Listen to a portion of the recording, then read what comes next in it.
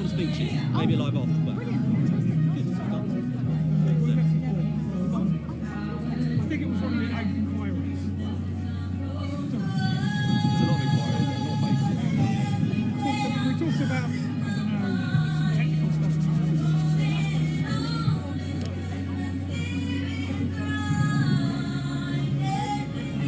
Well, I'm dyslexic, so I'm terrible with names and good with faces.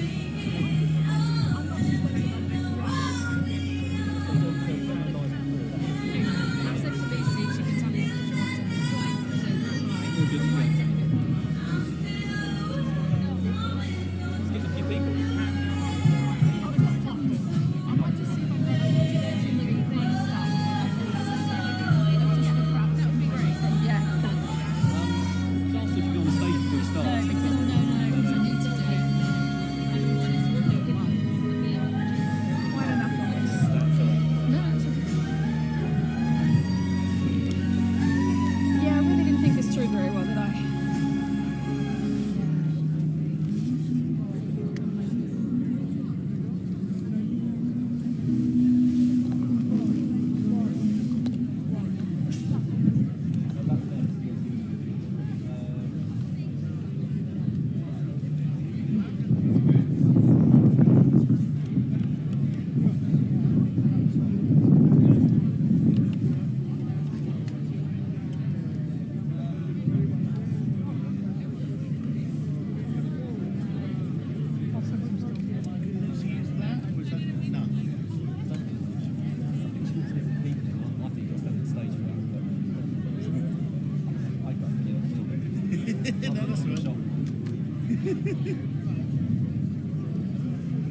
In fairness to Martin Doyle, he said bring staging.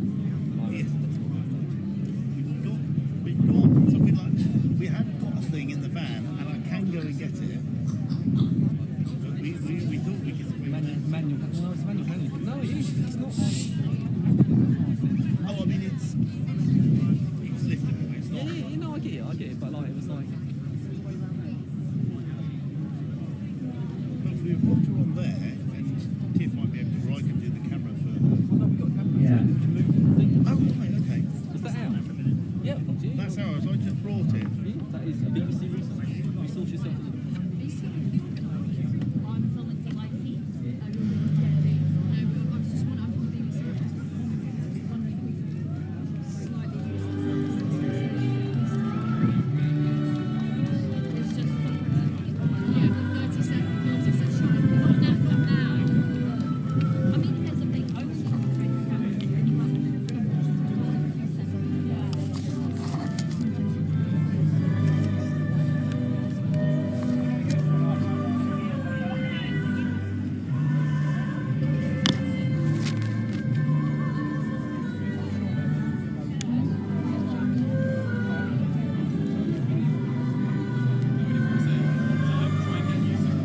that's the highest set. We've got another one at my house. Is that ours as well?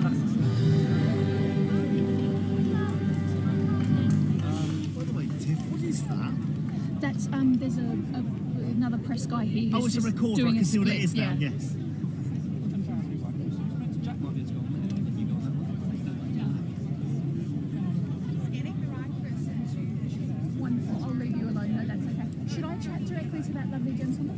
Should I chat to that lovely gentleman? Yes, it's Harmony. How's it? I'm not going to. So he's going to go find someone who understands the English you're saying, so you don't. No worries. And then they'll check. Super exciting. Thank you.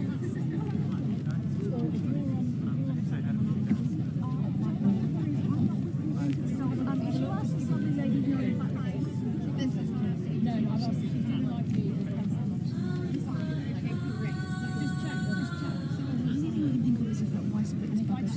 Is this ours? Yes, that's ours. You've got the- No, that's mine. That Ours, says that's BBC. But Yeah, we'll it stay is. for now. Yeah, but I've got to have that to run the camera. Oh, that's cool. Then Yeah. you do a piece of camera now. Piece of camera. We'll do No, a I'm piece not of doing it camera. now. I might join the thing. Okay. Well, when the speech is already.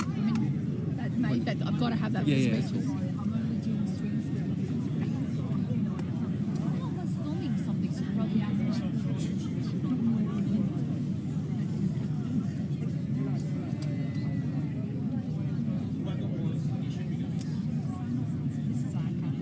Yes.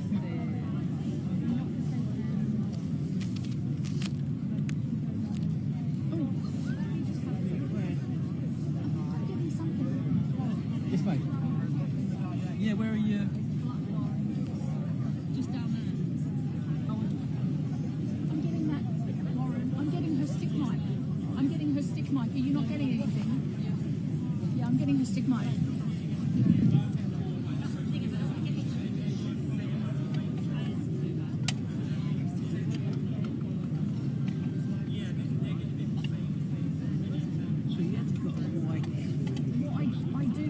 I'm using it already. If you've got another Y, I can Y my Y. We might have a couple of Ys in the live kit. Should I have a look? Yeah. Sorry. I'm giving...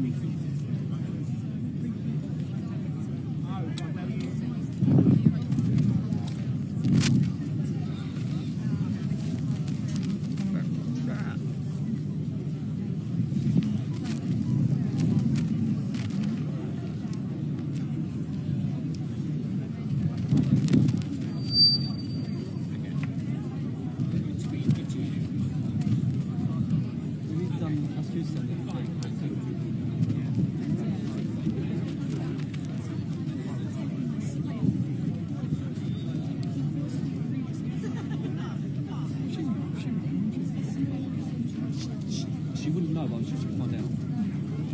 Tiff, is the audio you're getting into the camera coming in clean, or what you're expecting now? Because there is line level splitter. You can take out the camera and pass on. Line level splitter. Take out the camera and pass it on. As in, you take the channel 2 out the camera and plug it in there. It takes it to line level. Sorry, I know I'm being hit. Oh yes, on the output of the camera. I might be wrong, but that one there. Sorry. That's all right. Yes, you could give him that. It'll be line level, but he'll be happy. Okay, well yeah, let's try that. Sorry. We'll give it a go.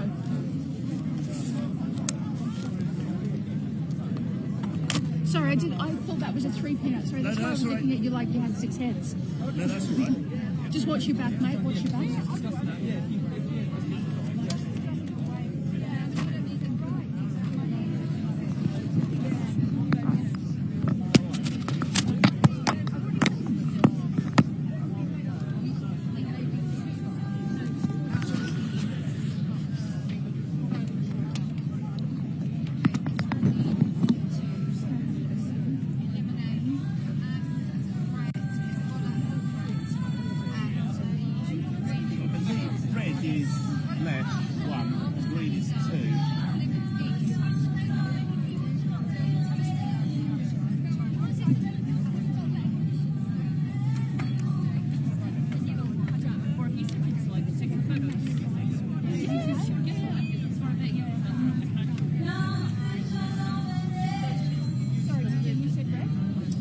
Should be channel 1. It is line level.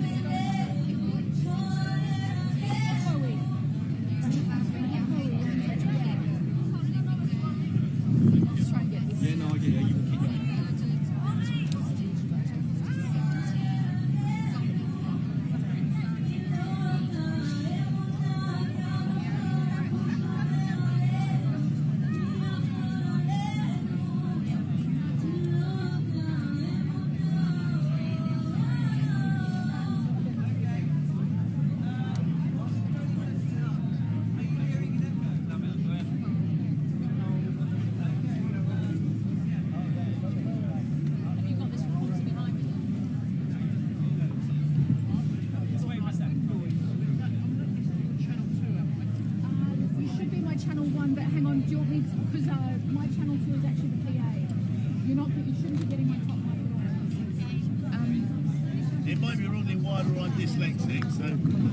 Are you hearing me when I speak?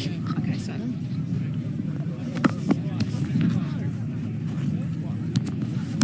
Red is supposed to be left. Are you hearing me now? Can you hear me? You can't hear me, can you? Cool, nice one.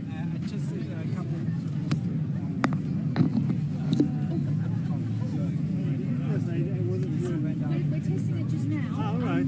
So you hopefully should have some audio there.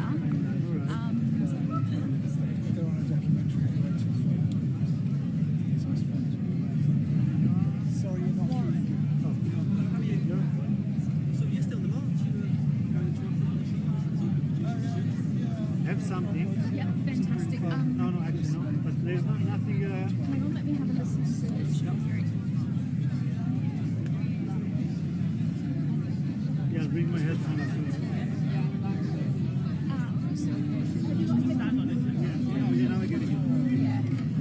They're still working on it. It's a bit distorted. Alright. Cool. So they're still working on it. You're getting it? This We are, yes, it's coming to us distorted. So we're working with the PA guys to try and get that better. I would recommend having the PA coming in online and putting the game up there because it might otherwise have to overload the front end. Well, it's not. See, the problem is, I have to bend right there. I mean, it's online now. Oh, is it? Oh, that's all right then. אם לא נשכח תמיד להיות מאוחדים, עם ישראל חי, בעליות וירידות גם בשעות הכי קשות, הוא שומר עליהם, It is a little bit, yeah. That's Am I getting anything? Only the distortion. Are you only getting distortion? And now I'm getting it. Second It's silent at the moment. I took it in story forward on my library 600 on fourth line a couple of weeks from the memorial. Later on, it's on 30, from 3:30 onwards. And again, have you got that set to line level or microphone? line. Oh, right, yeah. Okay, cool. Yeah, should be good. But yeah, it should be. But You're getting a healthy signal? I'm just working.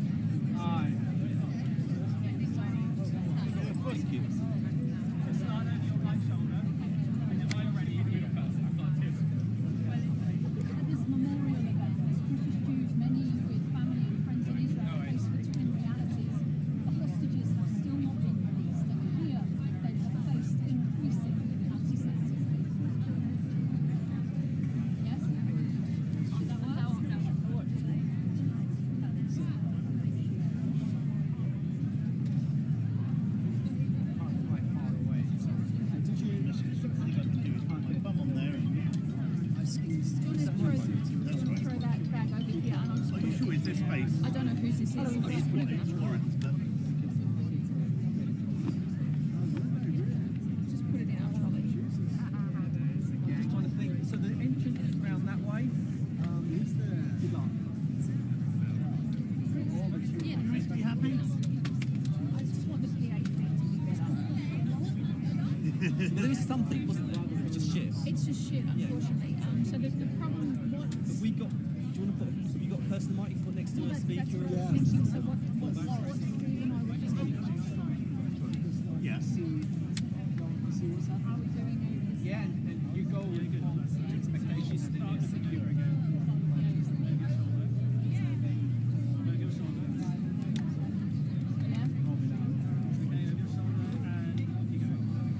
At this memorial event, which is our favourite. At this memorial event, Jews, many with family and friends in Israel, are faced with the twin realities that the hostages have still not been released, and here they have faced increasing anti-Semitism. Yeah? One of those?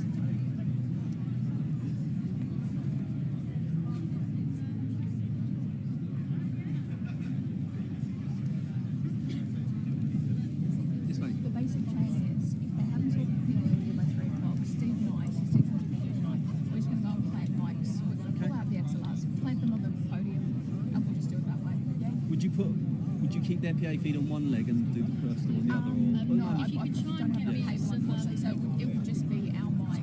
That's cool. Oh, I think you've got to. I think is that gentleman want me or you?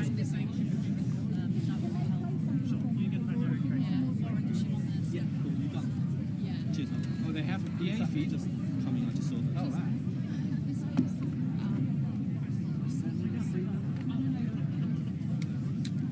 Well, things back. Oh, thank you. Sorry for being. No, I get what you were The yeah, they things just back wanted there. no, you need it, but she just wants it for them. That's cool. All right. Keep Yeah. talking. I heard something. Keep talking. Keep talking. Keep talking. They will be soon. Thank you very much. Oh, okay. So they're going to This is start the first. talking to Yeah, I us got now. something. That sounded a lot better to me. Yeah. Yeah. This is our Both those bit. trolleys. Yeah, they're both. Yeah, BBC. Yeah, it's got the umbrellas in.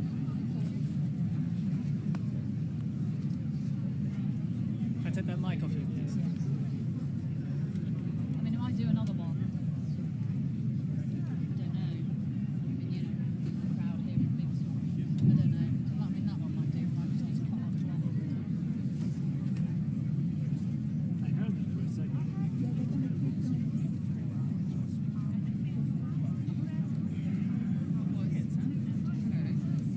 I went up, I was right at the right pace, went all the way around. It's like, in my head, the intermediate I remember you saying last time, always.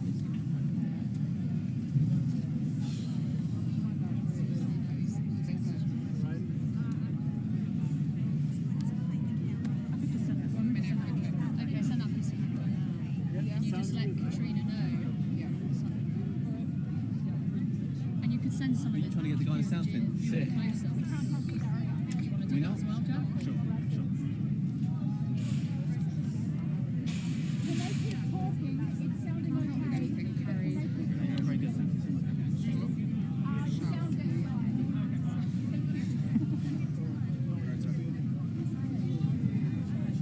That's not us. No, that's the snap on. I've got music that sounds okay. They just want to do a talk test to see if the distortion's gone.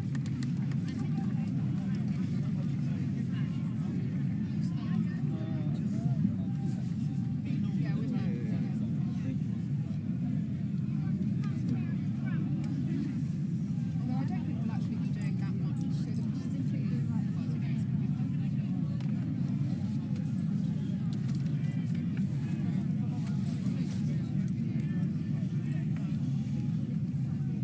So is it alright if I just leave my stand here?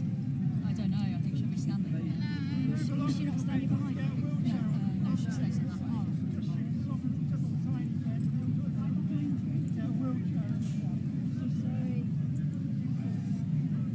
So is this going to be in your way if I just leave it down there?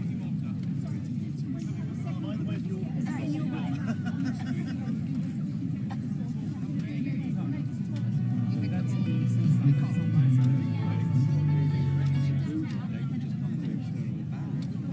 Is this going to be in your way here then? I don't think so. Thank you.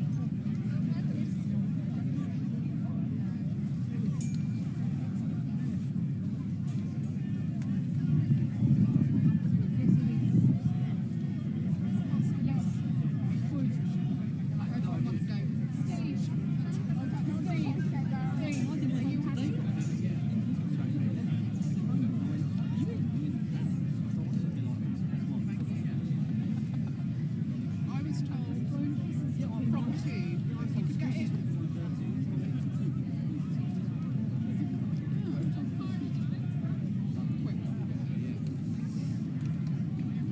As far as it's doing right. Excellent, that's good.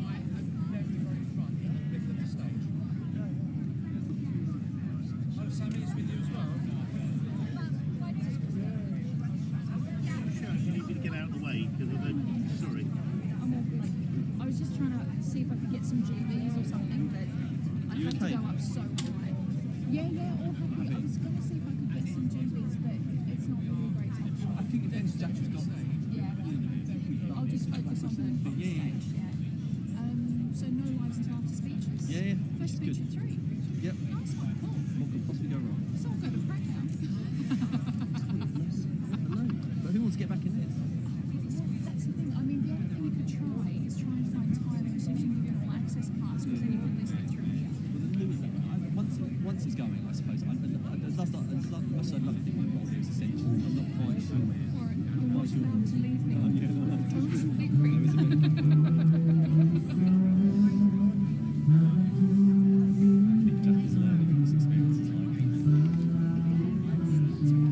Territorial because I know the rep that person has. It's like, If it was you asking, I wouldn't have been anywhere near as territorial.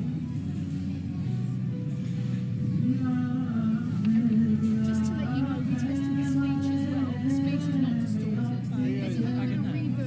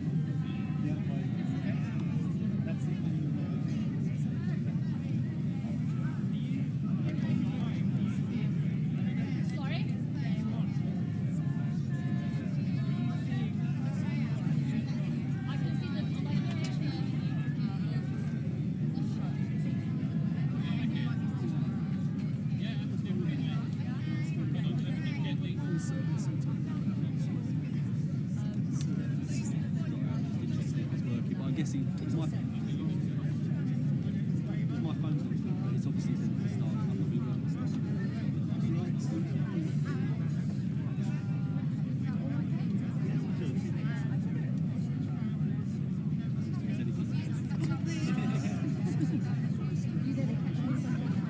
Yeah, that should work where I was talking about.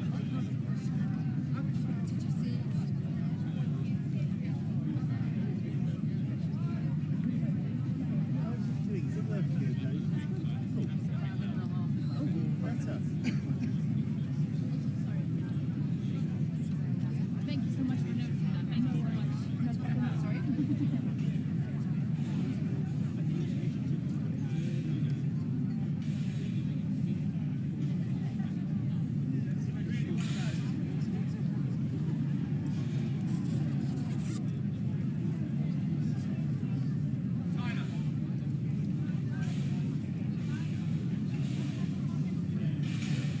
Is this where I'm just crowd getting in the way?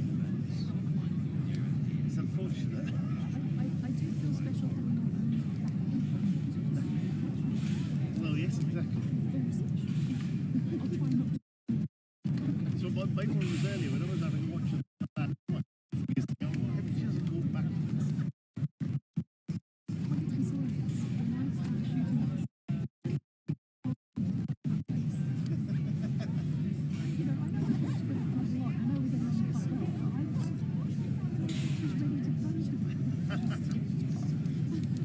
My main thing is to try and protect that, so just to get kicked out of the way.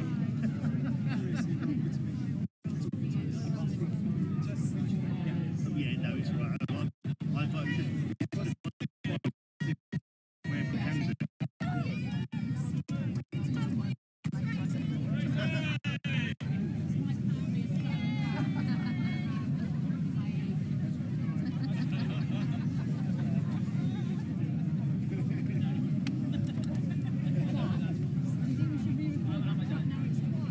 No, it's so good. Yeah, I have incredible voice isolation. FCPX, it's excellent.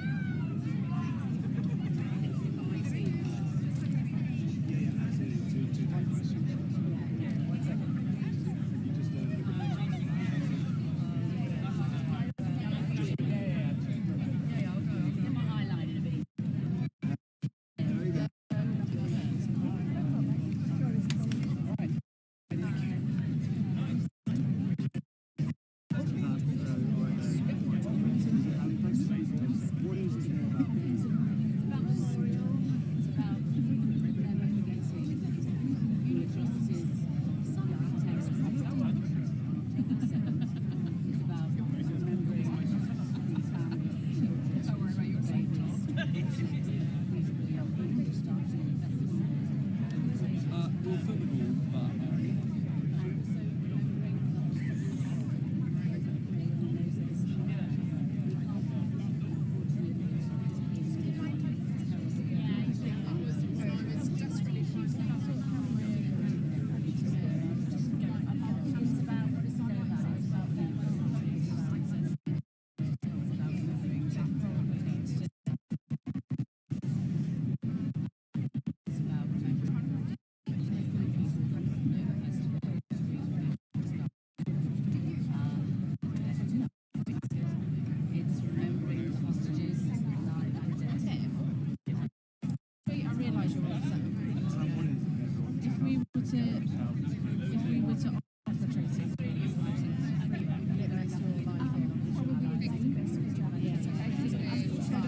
We'll leave it there.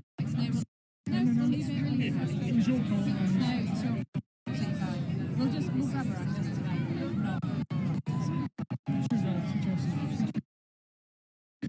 Yeah, because I said if we do lives, I'll do that then. Yes, I mean, Jewish is a country I've never been anywhere in my life. Synagogue, an art centre, has an security and full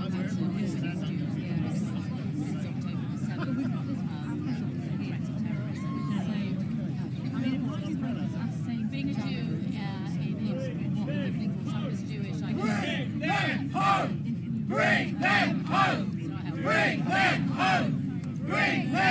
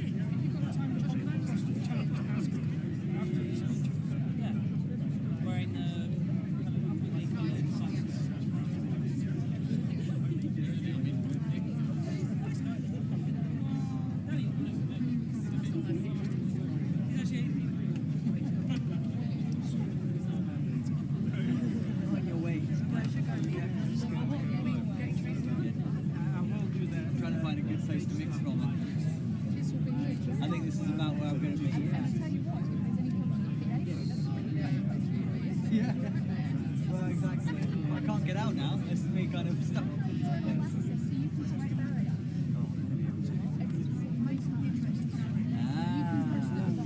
got to upgrade you. Yes, 365.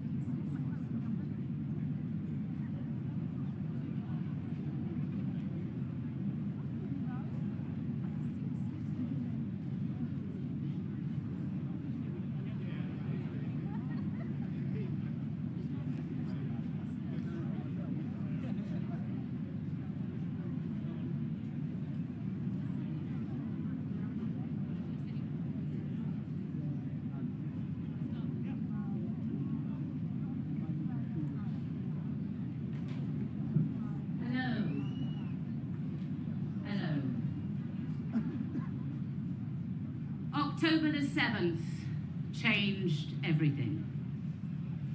The way we think of ourselves and how others see us as Jews. Our vulnerability, both in Israel and indeed the diaspora. The images and testimonies of what happened on that day are impossible to erase. Beautiful young people, 1 minute dancing at a music festival, the next living out the worst nightmares imaginable. The sheer barbarism that we have not witnessed as people since the Holocaust. Those ordinary kibbutzniks, many of whom made it their life's work to seek peace with their Palestinian neighbors, butchered in their homes. And then, of course, the indiscriminate snatching of hostages, the elderly, some just babies, entire families. And I'd like to say, it is amazing to see so many of you here today, so many friends and allies, because it's been a very hard year. For many of us, people we regarded as our friends, our colleagues, our neighbors, their deafening silence in the days after the attack was shocking. It hurt. But a positive out of all of this horror is that it has brought us as a community closer together. We truly are globally one people, and now more than ever. We have used the words "never again" to commemorate the slaughter of 6 million Jews across Europe in the Holocaust. Today, a lot of the world seems to have forgotten, and some even deny, the barbaric massacres that took place a year ago, and to ignore the men, women, and children held in horrific conditions for nearly over a year. We are here to bear witness. You will not forget, because we will not let you forget. We are here today, and it's about remembering.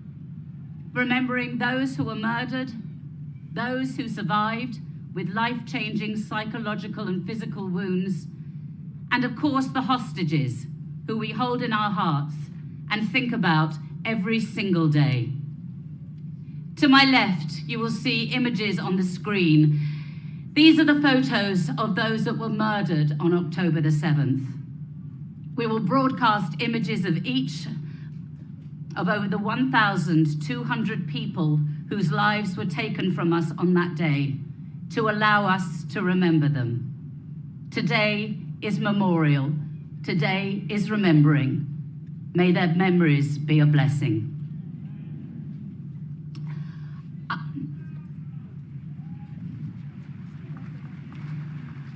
Thank you. I'd like to invite Phil Rosenberg, the President of the Board of Deputies, to say a few words now.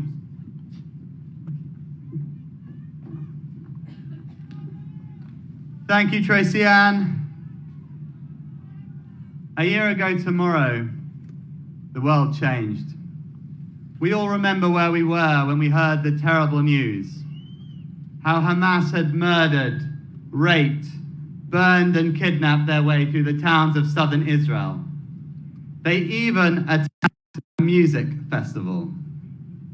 1,200 people killed, murdered, men, women and children. Thousands injured, 250 taken into cruel captivity by Hamas terrorists in Gaza. Most of us here today will know people who lost family or friends on October the 7th. We'll be hearing from some of them later on. But for them and for all of us, it is October the 7th every single day. We share that pain, and as their yahrzeit approaches, we remember them. May their memories be for a blessing. There's particular excruciating agony for the 101 people still held captive in Gaza. And we say as one today, bring them home. Bring them home. Bring them home. Bring them home.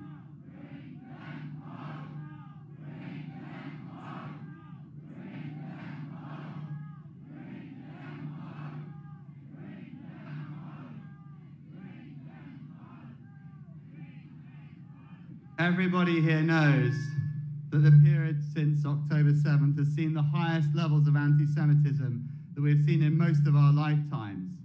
And what's really shocking, friends, is that that anti-Semitism rose most sharply in the immediate aftermath of 7th October, before Israel went into Gaza. We learned something here that's very serious but very important. They didn't hate us because they thought Israel was strong, because Israel wasn't strong in those days. They hated us because they thought Israel was weak. We see them, we know who they are, and we will stand together to confront them.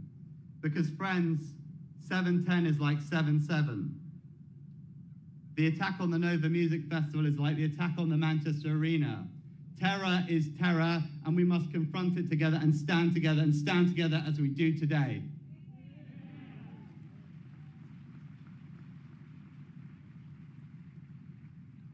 Of course, we mourn the deaths of all the innocents in Gaza and Lebanon. And we know that the fundamental responsibility for their deaths lies with the terrorist organizations Hamas, Hezbollah, and their puppet masters in Tehran, who have used them as human shields behind whom they've conducted their campaigns to destroy Israel. The major difference between us and our enemies is that while they support terror, we pray for peace. A peace in which Israelis and Palestinians, the wider region, can live side by side in dignity and security.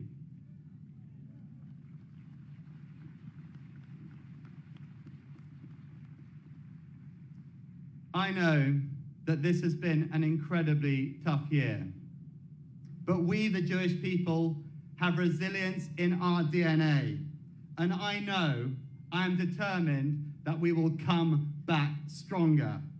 We have come through the pogroms, we have come through the Holocaust, we have come through 7th October, and we are still standing. The people of Israel lives. Am Yisrael Chai! Am Yisrael Chai! Am Yisrael Chai! Am Yisrael Chai! Am Yisrael Chai! Am Yisrael Chai! Am Yisrael Chai! Thank you, Shana Tova, and Am Yisrael Chai!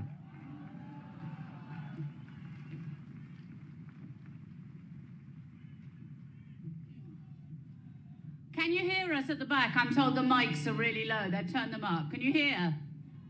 Can you hear at the back? No, not loud enough. Can you hear us at the back?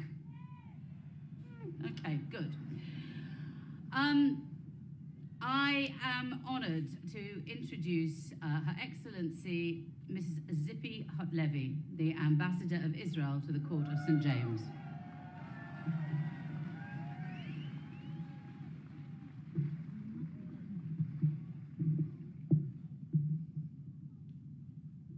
Everyone remembers where they were at the 7th of October.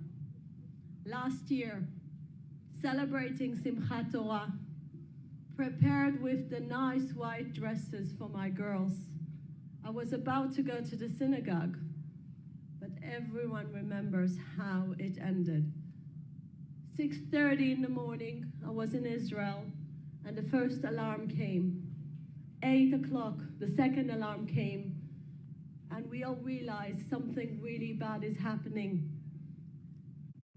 We got the news about the atrocities of Hamas, about over 1,200 Israelis and people coming from all around the world, including British citizens, were butchered, raped, killed in the most barbaric way. That was a moment of darkness in our life. We've been through the hardest year in Israel's history.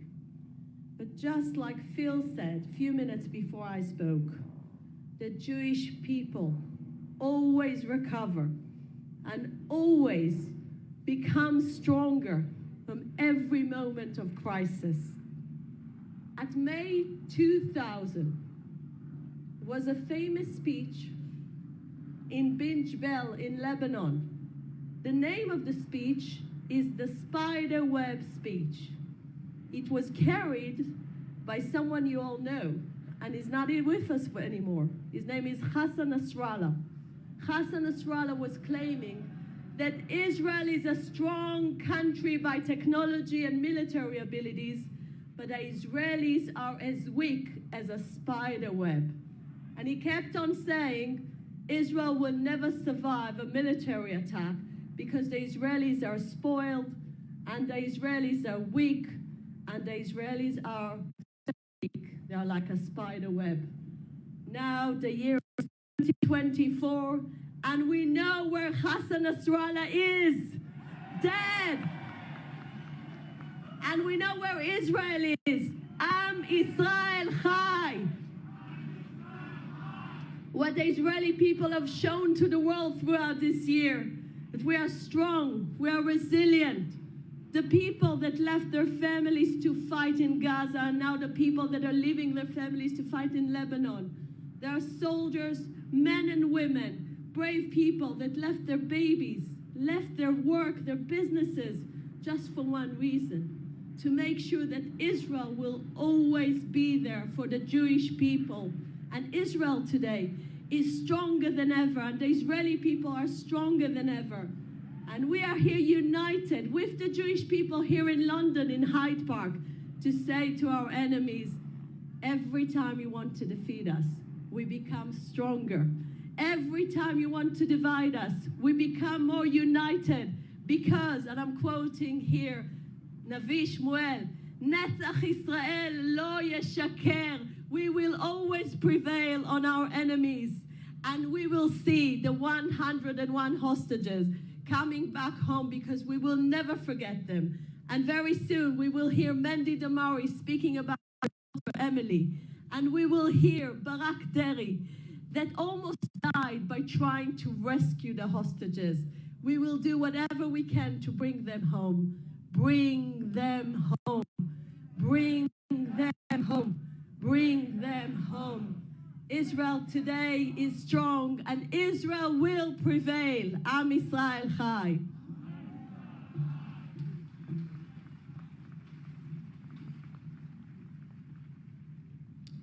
We stand here as a community joined together with our allies, and we're so grateful that we are here to remember, because today is a day of remembrance, and I am honored to introduce Chief Rabbi Sir Ephraim Mirvis to speak next.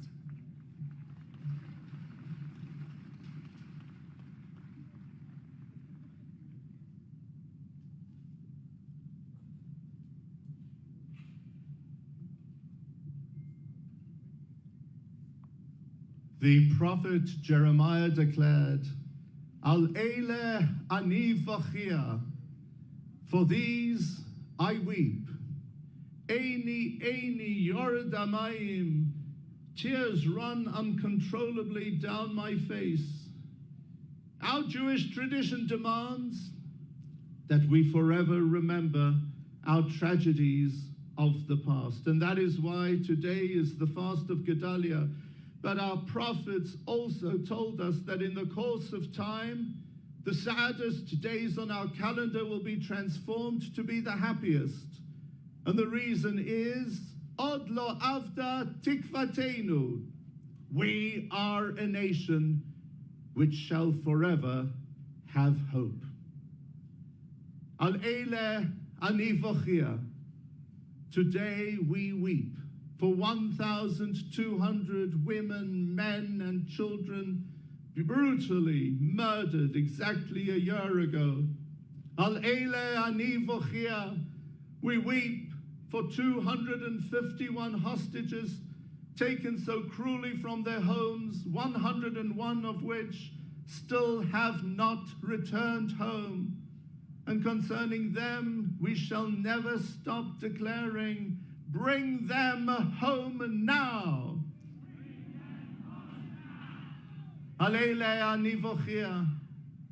Today we weep for a nation which has existed in a state of anxiety and trauma for the past year. During the festival of Sukkot last year, We left our permanent homes to go into a temporary abode, and more than 70,000 have not yet returned to their permanent homes. Al Eile Ani Vochia, today we weep for so many soldiers who have fallen in battle, and Al Eile Ani Vochia, we weep today for so many innocent civilians in Israel, in Gaza, in Lebanon. Every human life is precious, and we weep as we acknowledge the depths of depravity to which Hamas and Hezbollah have sunk, placing their own people in harm's way. But at the same time, right now, we have tikva. We have hope. We have hope because Jews right around the world stand in solidarity with the state of Israel. And it is so critically important that we continue to provide our unequivocal support for Medinat Yisrael. We have hope today because we are not alone. Israel's not alone. The Jewish people's not alone. And right now, I would like to particularly welcome to this gathering all the non-Jews who are here as our good friends to support us. Thank you very much.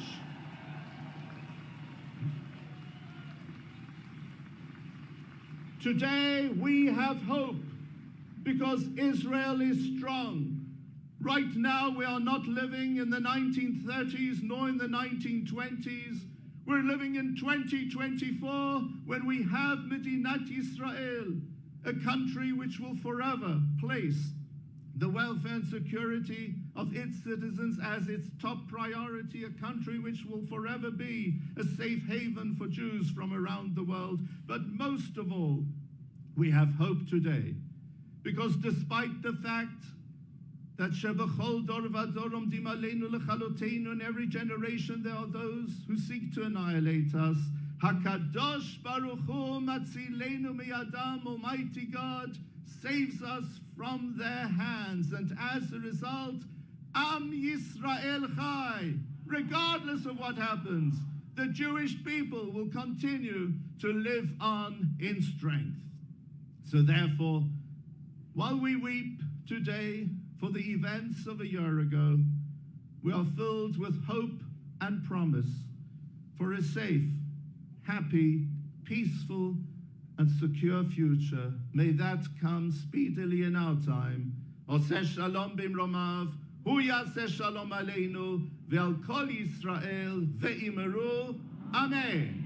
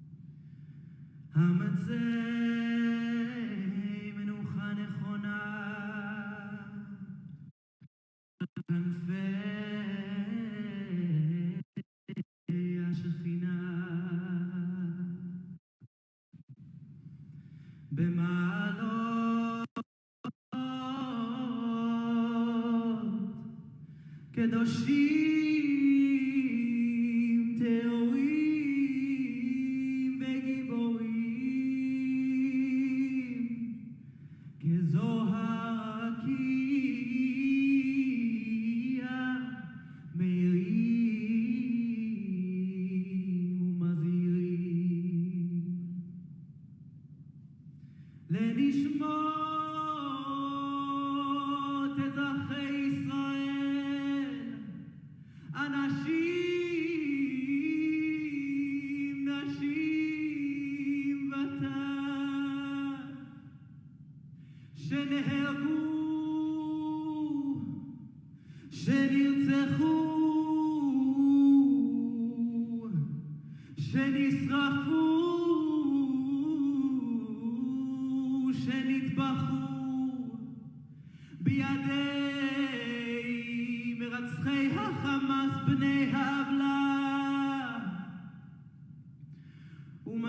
נפשם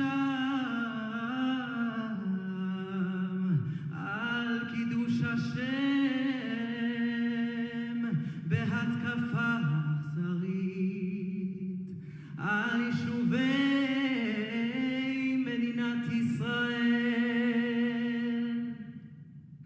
ולנשמות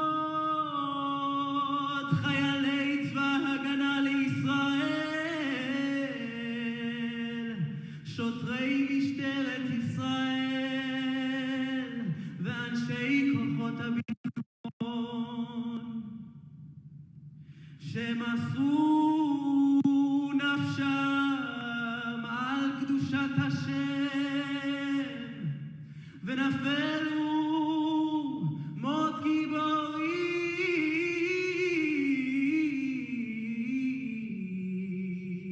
על הגנת העם והארץ בעבור שאנו מתפללים לעילוי נשמותיהם בגן עדן תהא מנוחתם.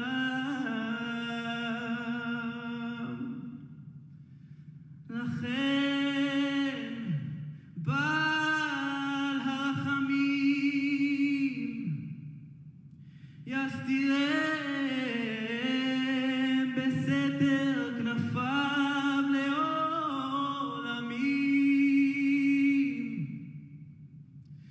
ויצרור בצרור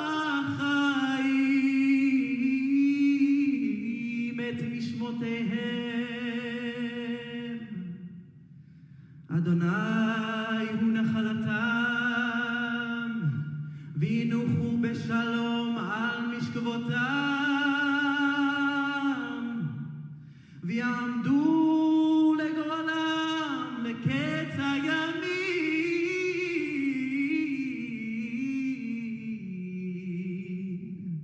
ונאמר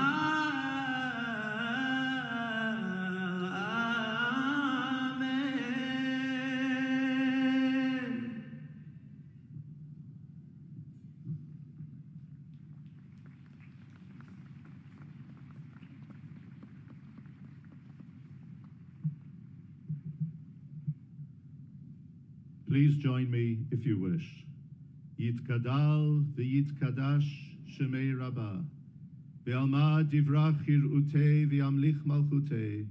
V'chayechon u'v'yomechon u'v'chayei d'chol Beit Yisrael. V'agalau v'izman kariv ve'imeru. Amen. Yehei shmei Rabbi mevarach la'alam u'lalmei almaya. Yitbarach v'yishtabach v'yitpa'ar v'trumam v'yitnaseh. ויתהדר ויתעלה ויתהלל שמי דקודשה בריחו לעילה לעילה מכל ברכתה ושירתה תושבחתה ונחמתה תאמירן בעלמה ויאמרו אמן. יהי שלמה רבה מן שמיה וחיים עלינו ועל כל ישראל ויאמרו אמן. עושה שלום רב הוא יעשה שלום עלינו ועל כל ישראל, ואמרו אמן.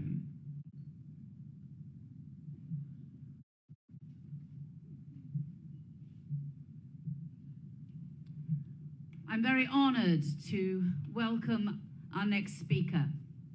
Mandy Damari is the mother of the only remaining British hostage, Emily Damari, aged 28.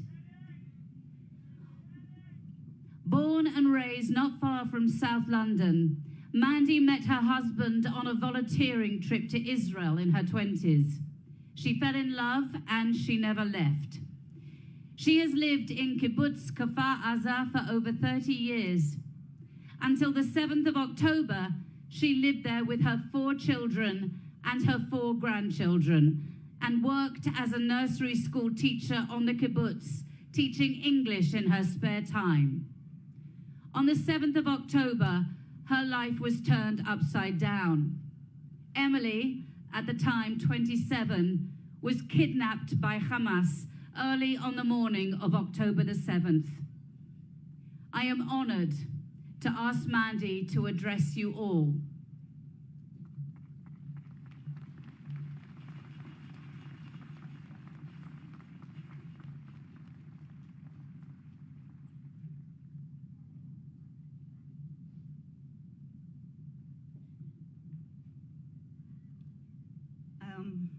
Thank you for coming. Sorry it's raining. I hope you've got umbrellas.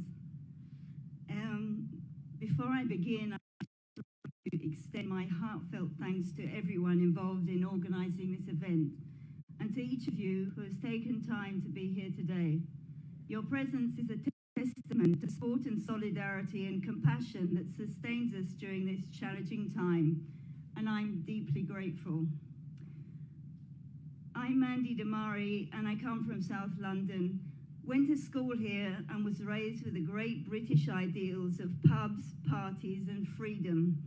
And that freedom led me to Israel in my 20s, where I met my Israeli husband, fell in love, and moved to a kibbutz, where we in turn raised 4 grandchildren with slightly different values, but freedom was the most important of all.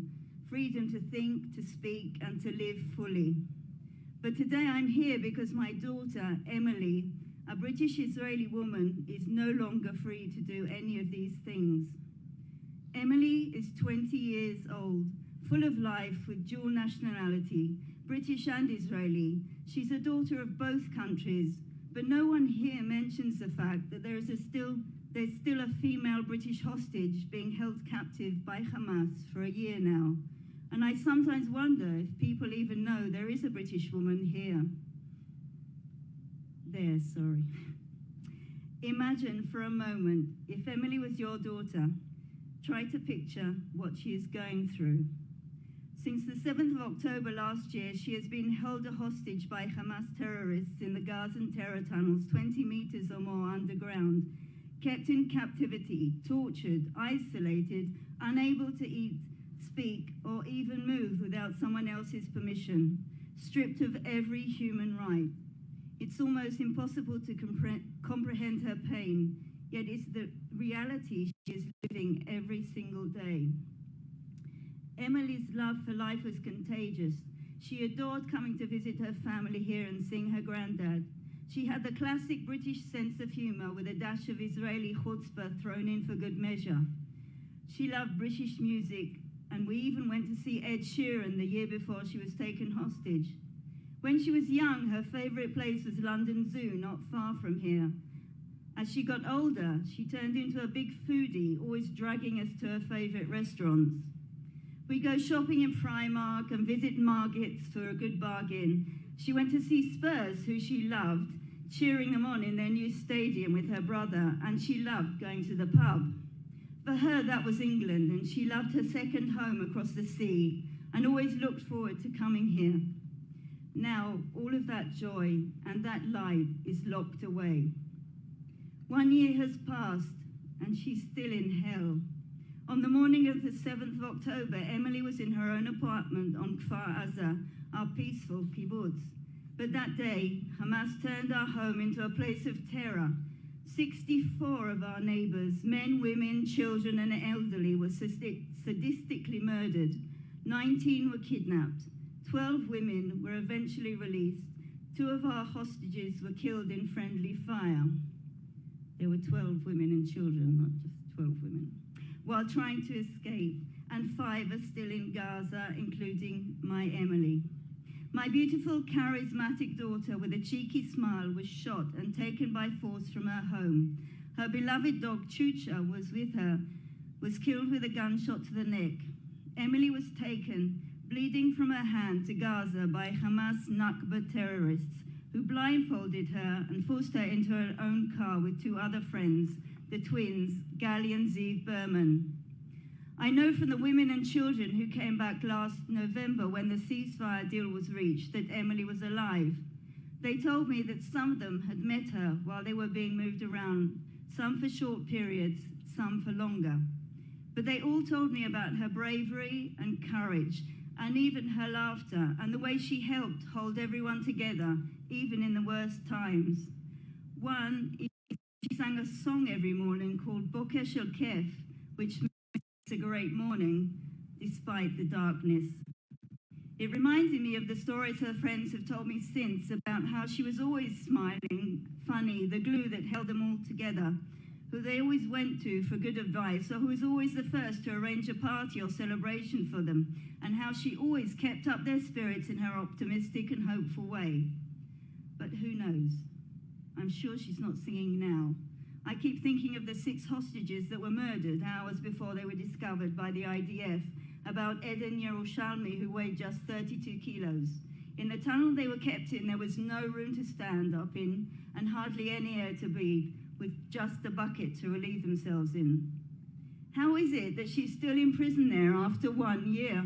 Why isn't the whole world, especially Britain, fighting every moment to secure her release? She's one of their own.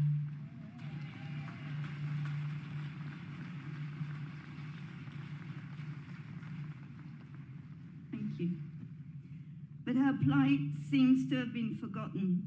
My beautiful, funny, and brave daughter, who I love to the moon and back, deserves to come home.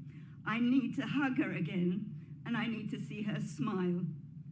I know we could and should be doing more and more. I and everyone else has failed her, and the only way to make us all feel whole again is to get Emily and all the 100 hostages back to their families. Thank you. She's not here.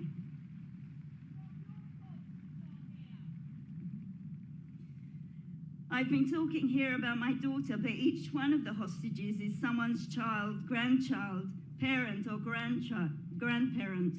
Of many different nationalities and religions, they are real people with real families just like yours and mine. What would you do if your loved ones were held there?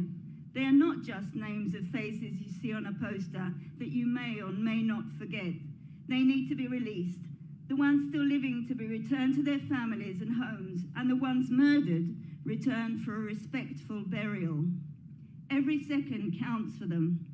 Every day is a living hell, not knowing what Emily is going through. I do know from the hostages that returned that they were starved, sexually abused, and tortured. Every moment lost is another moment of unimaginable suffering or even death. Please, I ask of you all, and also the British government, do not let my daughter Mandy Damari or the other innocent people held hostage continue to be tortured or even murdered. I employ those in power here to use every ounce of influence they have to advocate for the release of all the hostages and to secure the release of their UK citizen. We must all stand on the side of humanity, life, justice and freedom, and act with urgency and determination to obtain the release of Emily and the other 100 hostages now. Please help us to return them home before it's too late for them all. We must act now.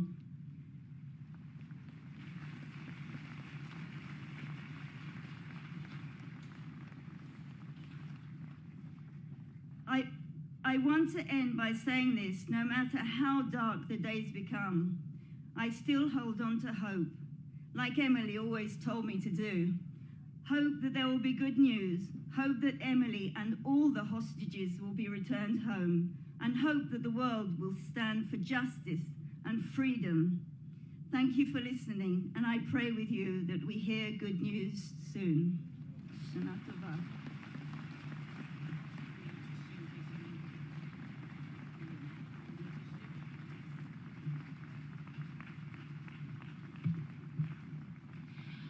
Every word, every word.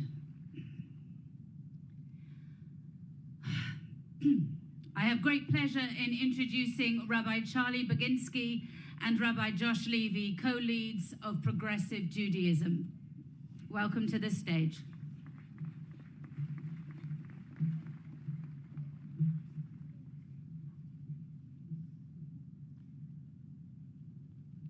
Many of us gathered in our communities on Thursday and Friday of last week to mark Rosh Hashanah. This afternoon, we also come together as a community for this memorial event, gathering in prayer, in memory, and in reflection. As we read our Torah readings for Rosh Hashanah this week, the stories of Abraham and Sarah, of Hagar, Isaac, and Ishmael, felt more acutely than ever as the continuing pain of an age-old conflict. Together this afternoon we pray that all of their descendants find within them the wisdom and strength to seek a peaceful resolution. And we ask God, as we gather in this community, for this strength for all of us too, to be a source of peace. We recognize that all of us have a part to play in working to honor the words of Nachman of Bratslav. Let all the residents of earth recognize that we are not come into this world for quarrel and division, for hate and bloodshed, but to know God.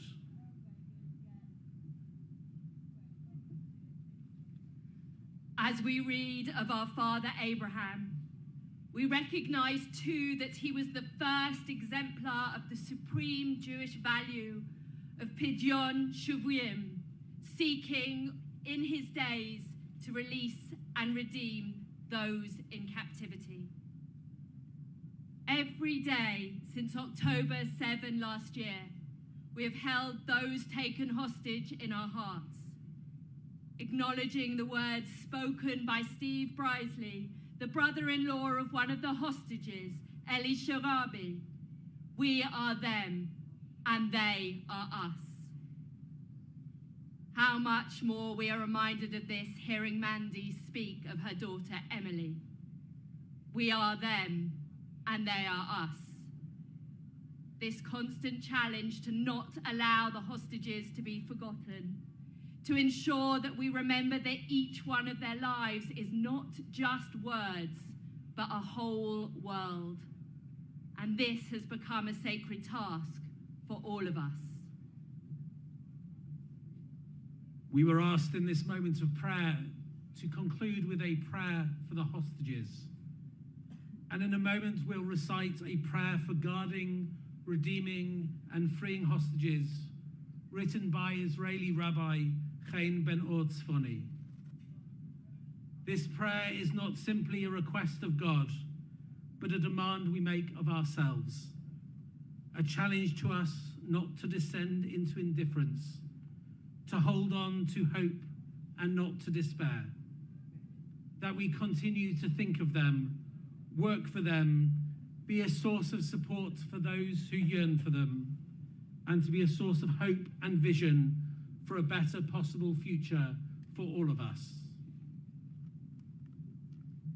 May the one who blessed our ancestors, Abraham and Sarah, Isaac and Rebekah, Jacob, Rachel and Leah, may the one who answered Dinah in her torture, Joseph in his prison, and Daniel in the lion's den, God of Abraham, first, who was willing to risk his life for the release of prisoners and hostages. May this God bless the hostages taken captive by our enemies, and all those missing and unaccounted for, citizens, soldiers, men, women, and children, all who are imprisoned and in grave danger. May it be your will, God of all, that they be released speedily and return to our land, to their families and to their homes, safe and sound in body and in spirit. Plant the power of hope in the hearts of their loved ones, frantic and yearning for their release. Grant wisdom in the hearts of those laboring for their release, and compassion in the hearts of their captors. May God's presence spread mercy on them, and take them from trouble to well-being, from darkness to light, from enslavement to redemption. May it be swift and soon. as it is written in Jeremiah. Thus said God, a cry is heard in Ramah, wailing, bitter weeping. Rachel is weeping for her children. She refuses to be comforted for her children who are gone. Thus said God, restrain your voice from weeping, your eyes from shedding tears, for there is reward in your labor, declares God. They shall return from the enemy's land. And let us say, Amen.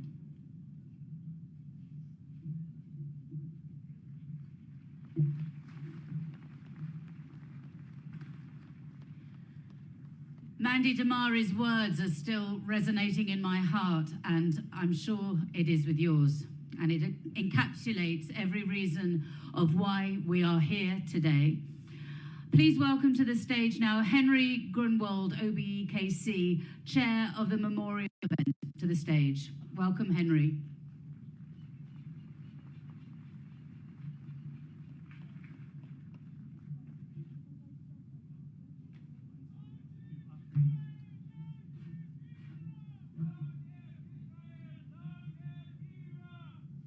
Friends, I cannot tell you what it's like to stand up here and see the thousands and thousands of you out there coming together as one community with our allies from outside the community to remember those who were so cruelly and brutally murdered on the 7th of October.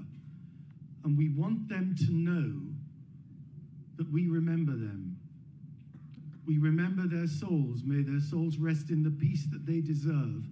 We want their families and friends to know that we remember them and that they will not be forgotten. And you've seen on the screens at each side of this stage the names of each of those 1,200 running on a loop. It takes just under an hour to get through all of those names. On October the 7th last year, a darkness descended not only on the south of Israel, not only on the whole of Israel, it descended on all of us. And that darkness stays with us. There's one thing that can dispel darkness, and that is light. And we're now at that stage of this afternoon's memorial where we are going to light 23 candles. One candle for each of the communities, the institutions, the events that was so brutally dealt with on that day. And it's my pleasure to invite to light the first candle Rabbi Dweck, the senior rabbi of the Spanish and Portuguese Sephardi community of the United Kingdom. Each candle lighter will in fact light 2 candles, and these 2 candles are lit in memory of Kibbutz Be'eri and Kibbutz Mefasim.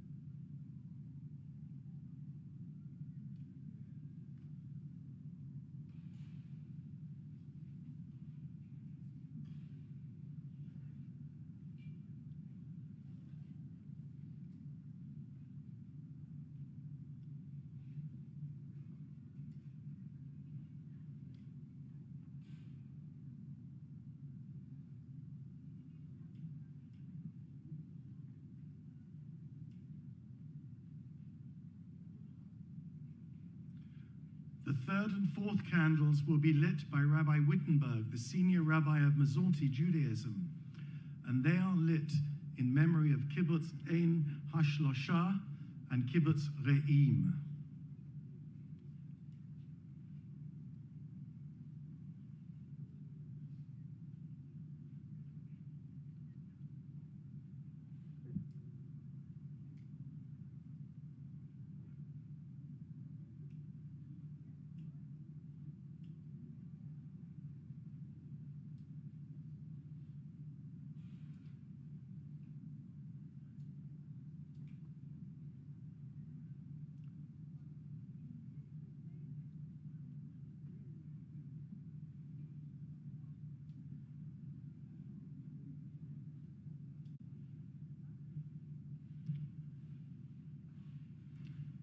fifth and sixth candles will be lit by Sami Berkov, the president of the Union of Jewish Students, in memory of Kibbutz Kfar Aza and Kibbutz Nachal Oz.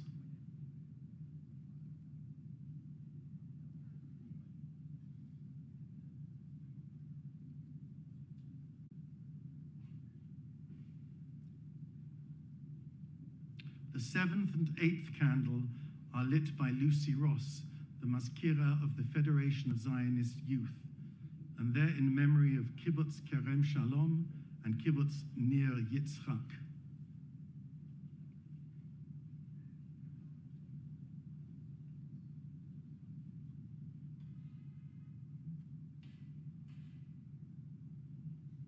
The ninth and 10th candle are lit by Lockie Blankstone, the Rakezet of Habonim Dror, UK, and they're lit in memory of the Nova Music Festival and Kibbutz Zikim.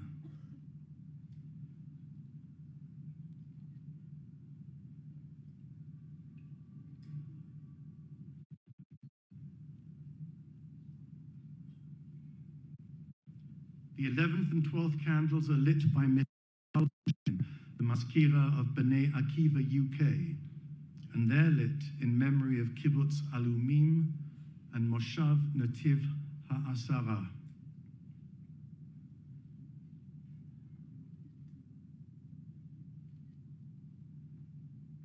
Candles 13 and 14 are lit by Vadim Blumin, the head of the delegation to the United Kingdom and Western Europe for the Jewish Agency, and they are lit in memory of Moshav Yakini and Nachal Oz Lookout.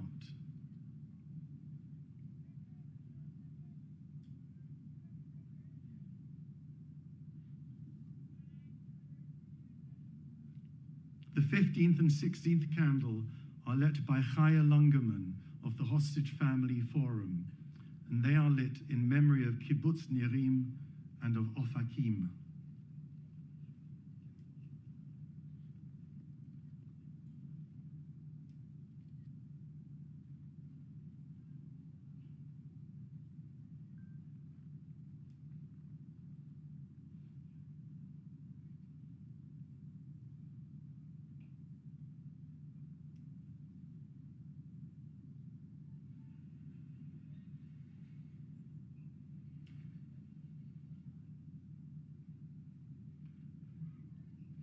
Candles 17 and 18 are lit by Itai Galmudi from the 710 Human Chain Project, and they're lit in memory of the Poseidok Music Festival and Sderot.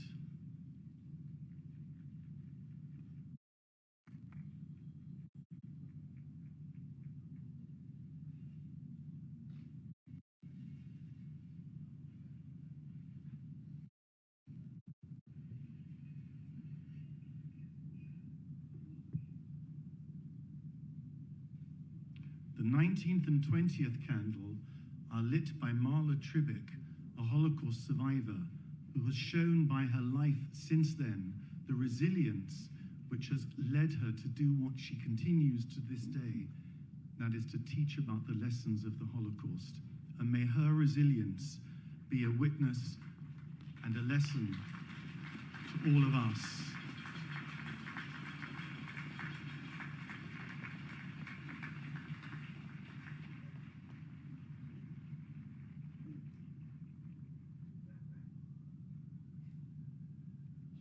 We are blessed today with the presence amongst us of some survivors from the Nova Music Festival. But to light the 21st and 22nd candle, it is an honor to invite one of the hostages who was released in November, having been taken from her kibbutz near Oz on the 7th of October. And I'm going to invite Arda Sagi and her son Noam to come and light these two candles.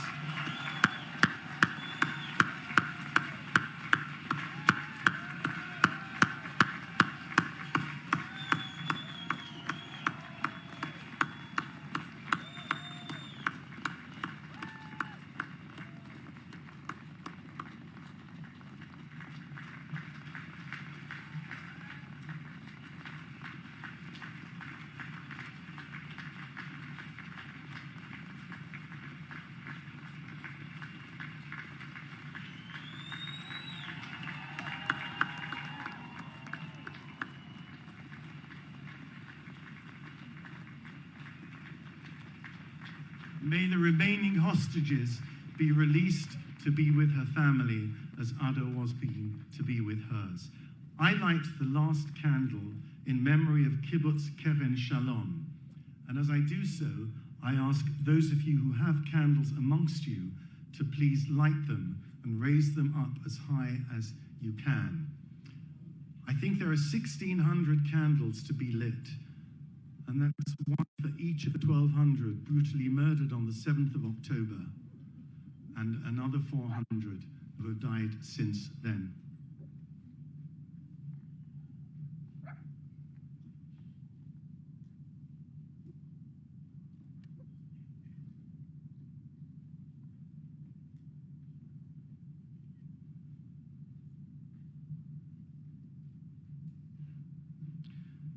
May the light that these candles represent overcome the darkness that fell upon Am Yisrael on the 7th of October. And we hope and pray that the hostages will soon be released. Am Yisrael Chai.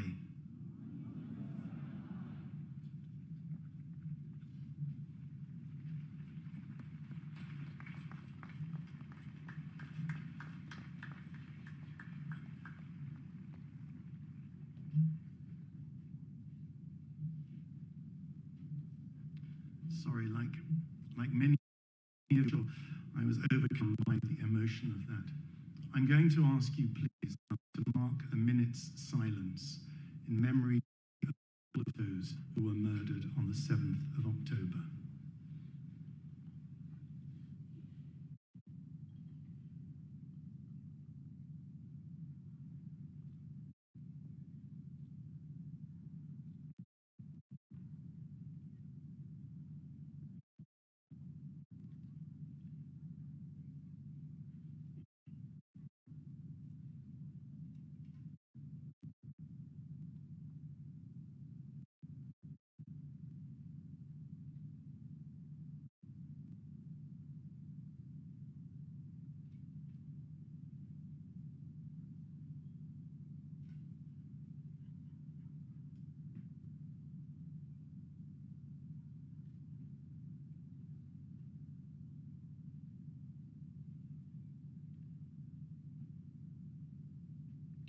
Thank you. May their dear souls rest in peace, and may the hostages all be released. Thank you.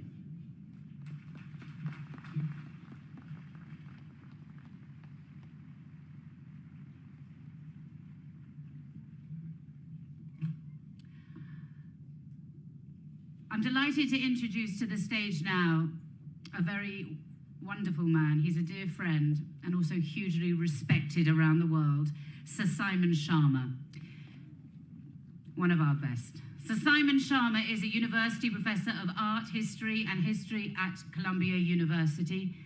He's a contributing editor to the Financial Times, author of 20 books, and writer and presenter of over 50 documentaries on art, history, and literature for the BBC, including The Story of the Jews. Simon, please come to the stage.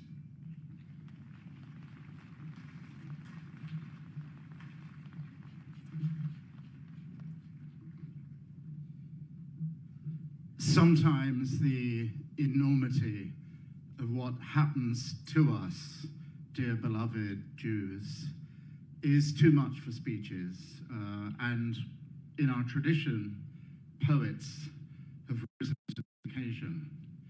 The first poet I know of who responded to calamity was Rabbi Meir of Norwich around the time that Jews were expelled from Britain in 1290, a heart-rending poem about light. We are the only culture where poets actually have become leaders. We think of Abba Kovner, Chaim Nachman Bialik, in the City of Slaughter, and Avraham Sutzkever, all heroes, poets of action. So I want to read you some poems that I think actually weep and feel and pulse with the immensity of this terrible, awful, challenging, inspiring moment in Jewish history. The first poem is by a young Israeli poet whose name is Dael Rodriguez Garcia, and the poem is called Cleared for Publication. Cleared for publication, many of you will know, is the phrase used when broadcasters in Israel are able to announce the name of someone who has fallen in the army, because it's assumed, it is known that their families already know. Cleared for publication, that our hearts are broken, and in hidden places, in empty rooms, thousands of sobs are choking silently. Cleared for publication, that open season was declared on us. We were plundered in the dark of the most precious of the precious. It is already cleared for publication that the magical shining light of our beloved's face is extinguished. However, beneath the same soil, a stubborn plant is sprouting, sending roots without end, tightly grasped with love. Here is a poem by one of Israel's most magnificent poets, someone I knew, I was lucky to know just a little, Yehuda Amichai. Not the peace of a ceasefire, not even the wolf and the lamb, but rather as in the heart when the excitement is over and you can only talk about a great weariness. I know that I know how to kill. That makes me an adult, and my son plays with a gun that knows how to open and close its eyes and say, Mama. A peace without the big noise of beating swords into plowshares, without words, without the thud of the heavy rubber stamp. Let it be light, floating like lazy white foam. A little rest for the wounds. Who speaks of healing? And the howl of the orphans is passed from one generation to the next, as in a relay race, the baton never falls. Let it come, the wild peace. And last of all, a poem also by Yehuda Amichai, which to me has always spoken about the unbroken love between the diaspora and Israel, and the love of both of them, the bond of both of them with our past, the past that will always go in the future. And appropriately, Yehuda Amichai calls the poem a poem without end. Ein Sof, which, as you'll all know, is also the name for the Almighty given in the Kabbalah. Yehuda Amichai, poem without end. Inside the brand new museum, there's an old synagogue. Inside the synagogue is me. Inside me, my heart. Inside my heart, a museum. Inside the museum, a synagogue. Inside it, me. Inside me, my heart. Inside my heart, a museum. Toda Rabba.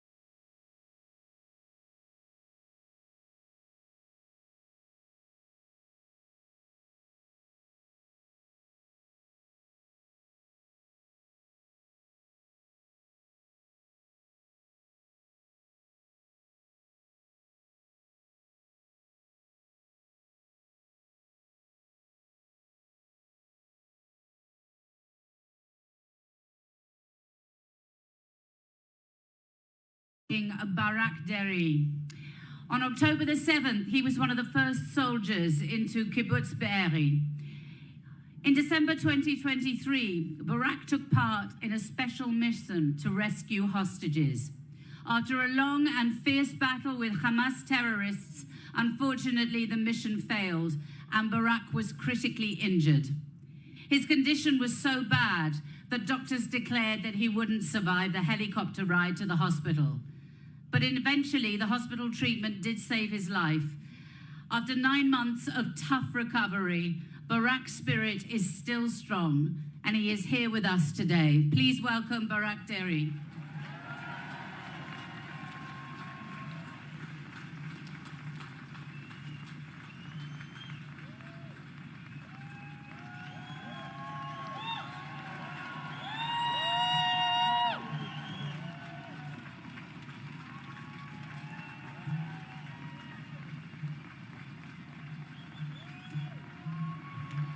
He's a hero.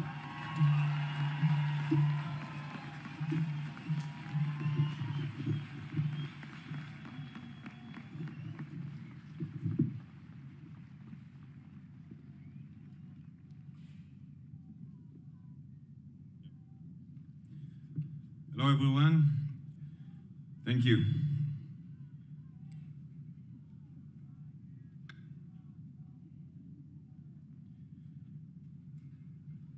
It's an honor to speak with you all today. Despite still being in recovery at the hospital, it was important for me to come here and to share my story. We are in crucial time for our nation, past, present, and future, and this has a great significance for me. On October 7, I was at home in Tel Aviv. Saturday morning, my coffee tasted the same as always. Then, I received messages from 3 of my brothers. We are a family of 5 boys, and 3 of them were at the Nova party down south. The messages were messages of goodbye. One of them was badly injured, and the other 2 were running from terrorist bullets. I rushed to my reserve unit and joined the first available team. We headed towards my injured brother location. Midway there, one of the commanders turned to me. He said, "Barak, we are not going to save your brothers. Something huge is happening, something we've never seen before in all the towns near the Gaza borders. We need to save as many families as possible. We are heading to Kibbutz Be'eri." For me, it was a moment of decision. My family, my blood, or others. I could argue my way to my brothers, but I understood the situation. This moment will stay with me forever, as I had to accept the thought that I might lose them. But in Israel, unity comes first. I wiped my tears and kept going with the team towards Kibbutz Be'eri. In the kibbutz, I saw death. Children, women, men, elderly people, ordinary unarmed civilians lying dead in the streets or in their homes, in their living rooms, in their child bedrooms. Entire families were slaughtered, many with knives. During an intensive firefight, from day to night, we killed many terrorists, but I also lost friends, some of whom died in my arms. I used to think this kind of horrors only happens in movies, but it was real. That day, my heart shattered. It pushed me into war. A just war for our right to live. What I learned from the Holocaust during high school was the phrase, "never again." And it was now happening again. We searched for the hostages' location in Gaza, trying to bring peace to their families, but often we returned only with bodies. In December, during a hostage rescue operation, I was severely injured. A grenade exploded next to me, and I was shot several times after hitting the ground. Somehow, I was able to be stabilized in the hospital and began my long journey into recovery. But the injury changed my life. I found my purpose in helping others suffering with what I have suffered. I learned resilience, not just for myself, but for us as nation, for us as Jews, for us as people who look for freedom all around the globe. I realized that life is short, and many of the things that we are stressed about aren't important in the end. And I learned what is true meaning of being free. The horrific event from October 7 until today have been a harsh reminder that our freedom is not granted. Standing together with empathy is our greatest strength and ally. We will never forget October 7.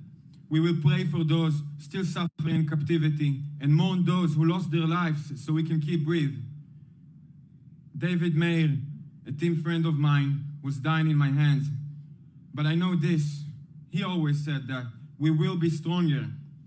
I believe with all my heart that despite all the darkness, there will be light in the future. We will grow. As a nation, as people, we will be stronger. Thank you all for coming here today. It's my honor.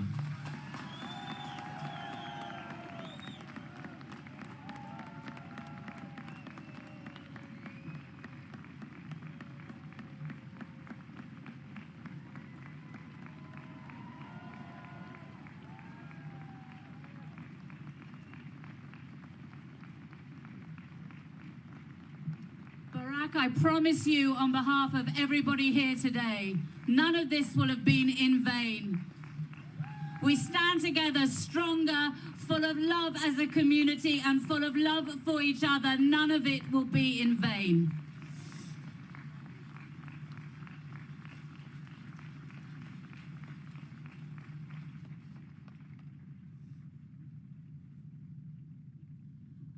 I'm delighted to introduce Keith Black, the chair of the Jewish Leadership Council. Keith. Oh, I haven't got that.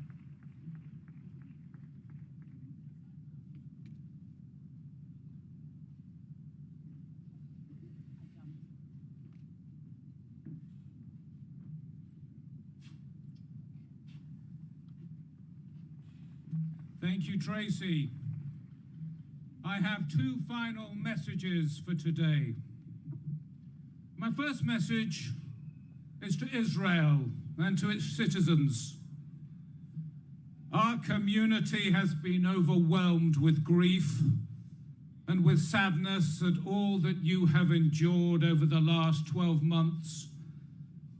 Every day we wake with the reality of the nightmare that you are living through.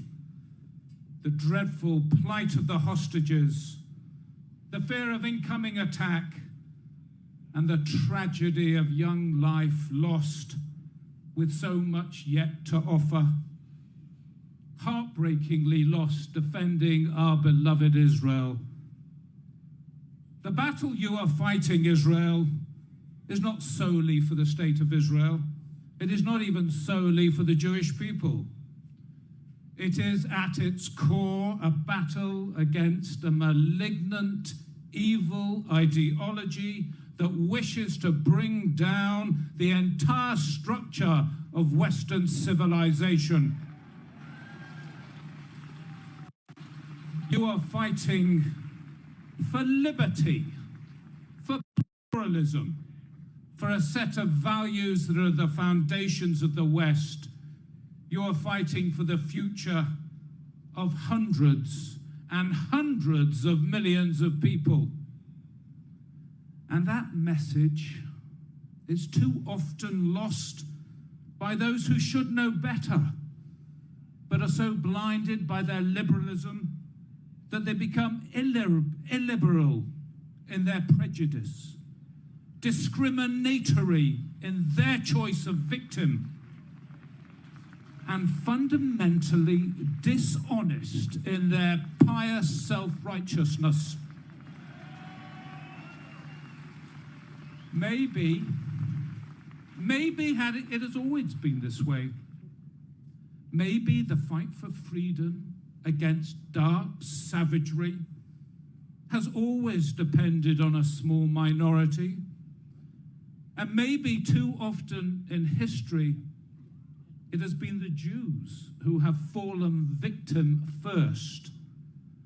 Well, this time, the Jews are able to fight back. And my simple message to that brave, that valiant and resourceful country is one of enormous pride. As our religion depends on love, so does our loyalty. And in that you will not find us lacking.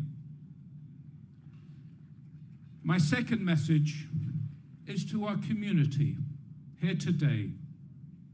Yes, we too are in the fight of our lives. We've never experienced the level of anti-Semitism we're witnessing. We've never experienced this level of hatred and vilification. Fortunately, we have a very strong communal infrastructure full of experienced professionals and leaders who are deeply connected and coordinated. And we are organizing ourselves to defend this community with every sinew we have. And we will remain resilient, determined, optimistic, and brave. This country has looked after us for several hundred years, and it is my belief that it will continue to do so long into the future. And it will do so because our values are aligned. We will seek out allies and friends. We will defend ourselves politically and legally. We will support and educate our next generation. And we will make our voice heard. And as I look out today amongst this amazing crowd, 20,000, 30,000 people, I know that we will rise to whatever is asked of us. Thank you.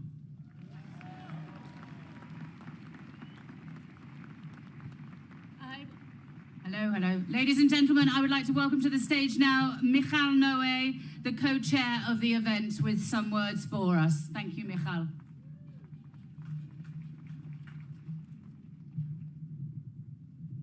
The connection between the UK and Israel goes back generations, from Montefiore, Herzog, Weizmann, and the Balfour Declaration to every one of you standing here today.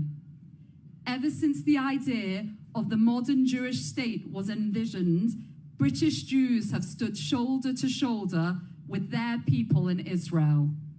With their love and support, who can forget the ubiquitous blue metal boxes that we all saw growing up in our parents' and grandparents' home?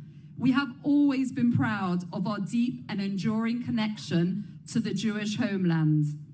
And nowhere is this bond deeper than with our youth and our children, the most idealistic and committed, the loudest and the proudest. And today, more than ever, that connection thrives. The past year has been difficult beyond imagining, but it has also brought us closer together. Children in the UK and Israel bonding over their shared identity, Jewish heritage, and their love of Israel. To celebrate this connection, I am delighted to introduce Zev Hamburger and Danielle Blooming-Kogan. Danielle is in year 8 and will be reading out a letter by Guy Fatok, age 13. He and his family were evacuated from Kiryat Shmona in the north of Israel a year ago, and he has not been home since. Guy participates in a UJA-supported after-school program in Netanya, where he now lives in a hotel room with his parents and siblings. Zev Hamburger, who lives in London, will read out a letter he wrote to his friend Liel, currently living in Israel.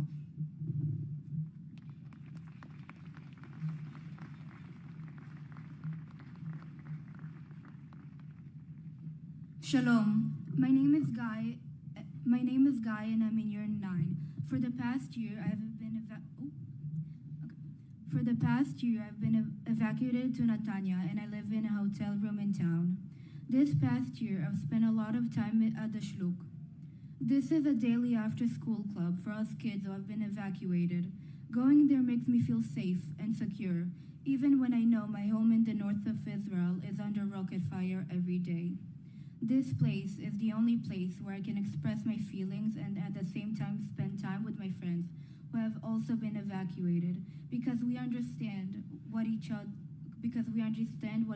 are going through. Since we had to evacuate our home, I've been living in one room with my parents, brothers, and dog, so I really like going to a place like the Shluk where I can meet new people, and I hope that the people from the Shluk will continue to help me during this new year, even when we go back home and start to rebuild our lives. Thank you all of you in Britain who have been provided this extra support for me and my friends after October 7th. Toda Rabba and Shana Tova. Love, Guy.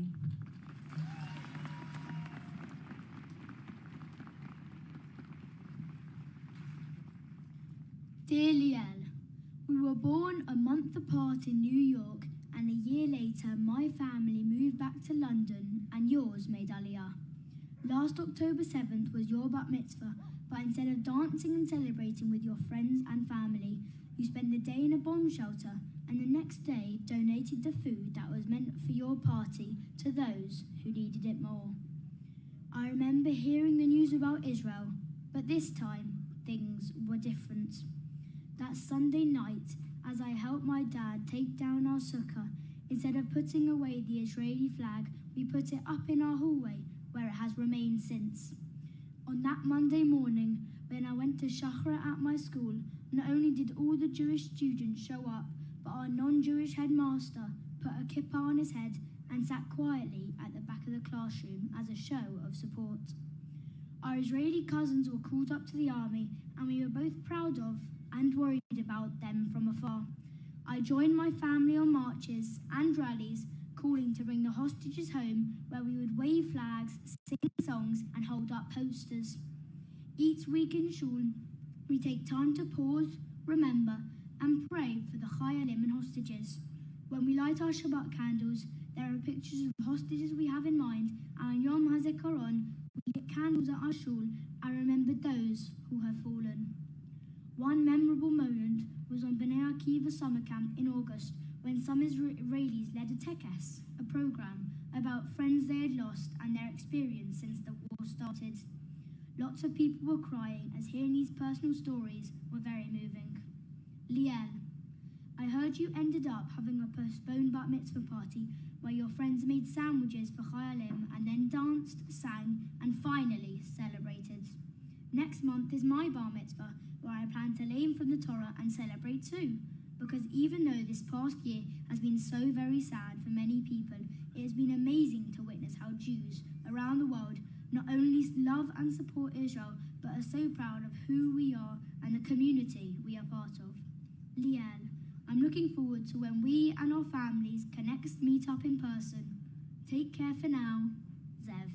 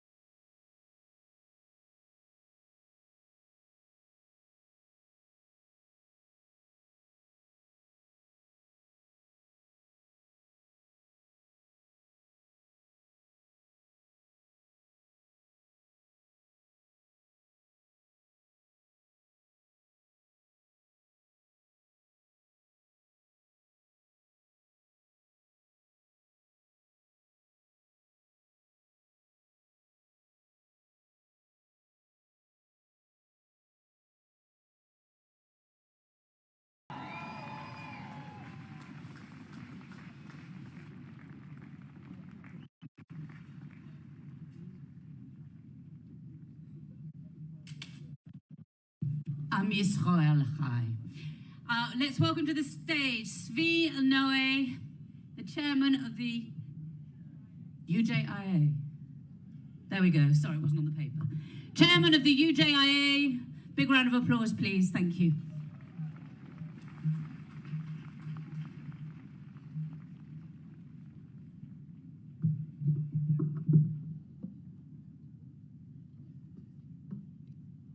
Looking out at the size of this incredible crowd,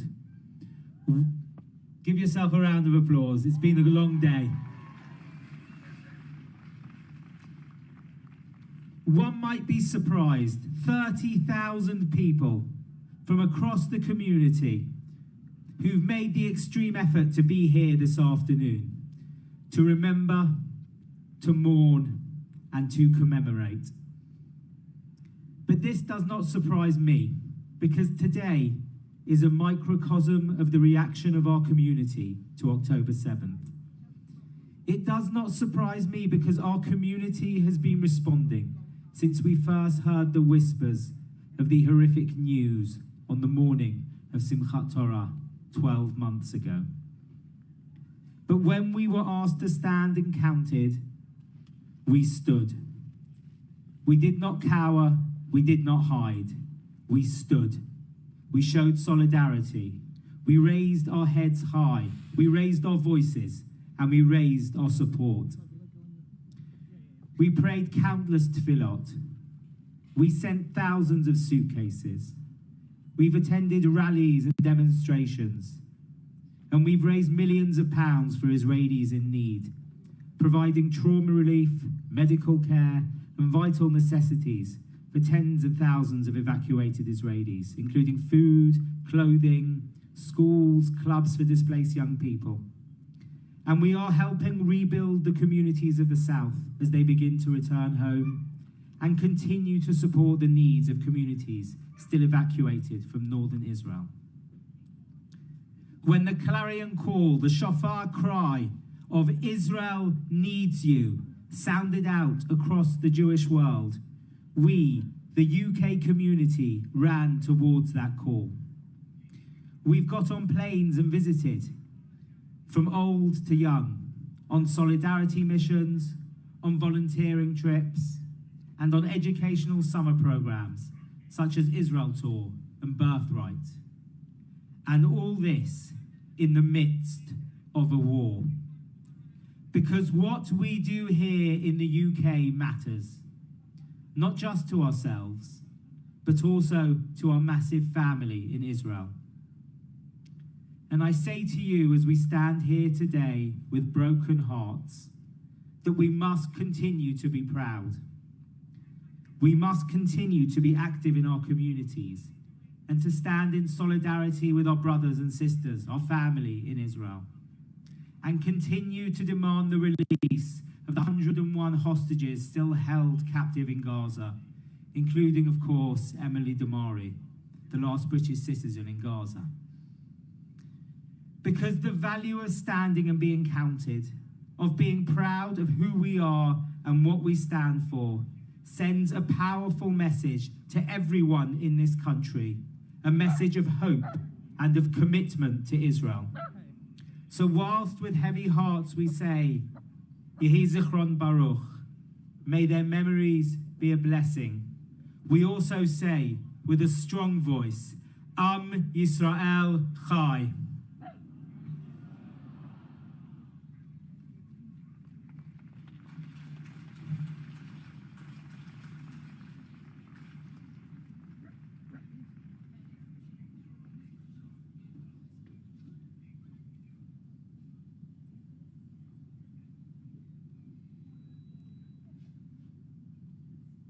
I would like to call all the organizers of this event.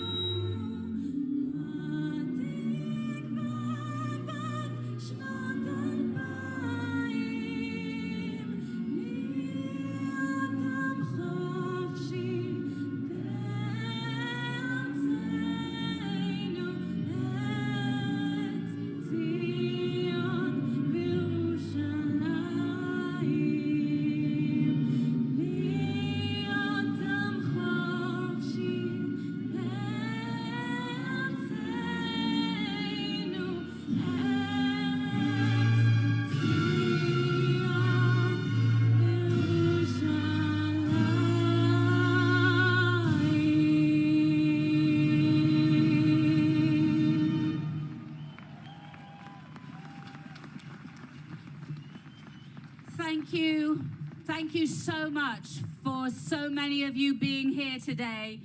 It's the end of this memorial event. Very emotional afternoon for all. I would like to thank the CST and the police and for Mark for all their help today. Thank you for keeping us safe. I'd like to thank the organizers, not to name them all, but the numerous speakers we've had today, especially the ones who come from Israel and afar. Thank you to all our supporters and partners who made today possible and who continue to fight every day. And of course, to all of you for coming out on this cold, wet day. It's a pleasure. I love my community. I love my allies. It means so much to be here with you. Please have a safe journey home, a happy and healthy new year. I wish you well over the past. And please take your rubbish with you. Bless you all. And if you go out, have the words "bring them home" on your lips, because that's the most important thing. Bring them home.